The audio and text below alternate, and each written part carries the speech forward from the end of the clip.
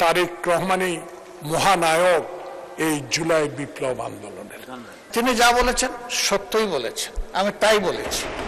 এই অভ্যুত্থানের একক কোনো মাস্টার মাইন্ড আমরা কোনো ব্যক্তিকে মানি না। জয়নাল আবেদিন ফারুক। মাননীয় স্পিকার, আপনাকে ধন্যবাদ। আসলে পয়েন্ট অফ অর্ডার দাঁড়িয়ে আপনার মূল্যবান সময়টুকু আমরা অপচয় করতে চাই না।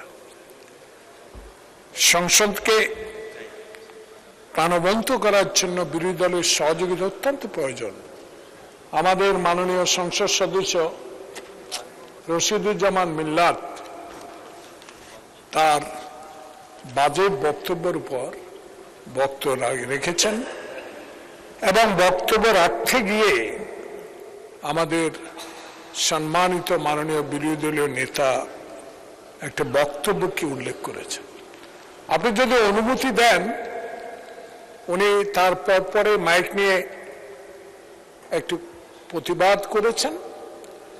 সেটা যদি আপনি আমাকে অনুমতি দেন, আমি ওনার বক্তব্যটুকু আপনাকে শোনাতে চাই, যদি আপনি অনুমতি দেন। আপনি যা বলতে চাচ্ছেন সেটা বলেন।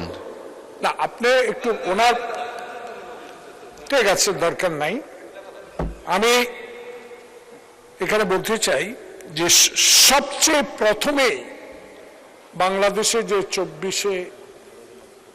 5 আগস্ট যে বিপ্লব, জুলাই বিপ্লব সংগঠিত হয়েছে, প্রথমে বিএনপি এবং তারেক রহমান বলেছেন জুলাই গণঅভ্যুত্থানের মহানায়ক এদেশের জনগণ।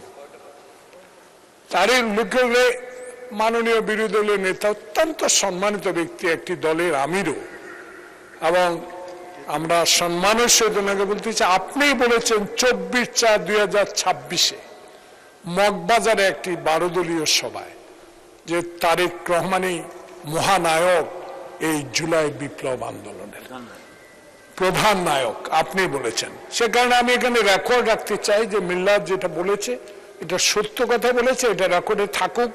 আমাদের এই কথাটুকু যে ওনার বক্তব্যের সাথে যে তারেক রহমানই জনগণের আশা আকাঙ্ক্ষার মূল নায়ক, এই কথাটা উনিই বলেছেন। তাই আমি এটাকে রেকর্ডে, এই সংসদের রেকর্ডে রাখতে চাই। আপনাকে ধন্যবাদ।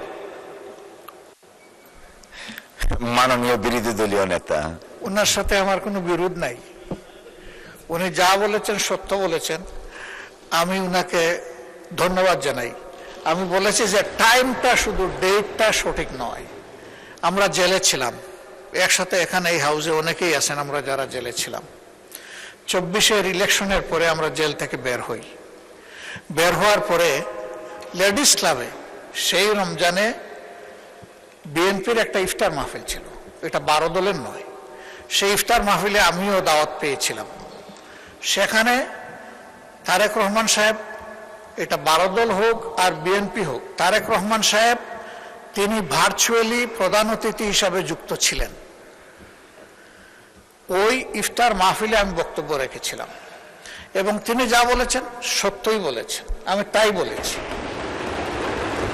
মিল্লাত সাহেব বলেছিলেন যে এটা 5 আগস্টের পর, আমি বলেছি ওইটাই কারেকশন, 5 আগস্টের পর নয়। 5 আগস্টের প্রেক্ষাপট ভিন্ন, বদলে গেছিল। তখন যাদের এই ব্যাপারে কৃতিত্ব দেওয়া উচিত তাদেরটাই আমরা দিতে চাই। সেই উপলক্ষে আমি আমেরিকার একটা কথাও এখানে এনেছি। ডক্টর ইউনূস যখন অনেককে নিয়ে আমেরিকায় গিয়েছিলেন, সেখানে একজন ব্যক্তিকে তিনি মাস্টার মাইন্ড বলেছিলেন। তা আমি প্রথম প্রতিবাদ করে বলেছিলাম যে এই অভ্যুত্থানের একক কোনো মাস্টার মাইন্ড আমরা কোনো ব্যক্তিকে মানি না, এটাই ফ্যাক্ট। আগেও বলেছি, এখনো বলছি, বলতেই থাকবো। ধন্যবাদ। অসংখ্য ধন্যবাদ মাননীয় বিরোধী দলীয় নেতা।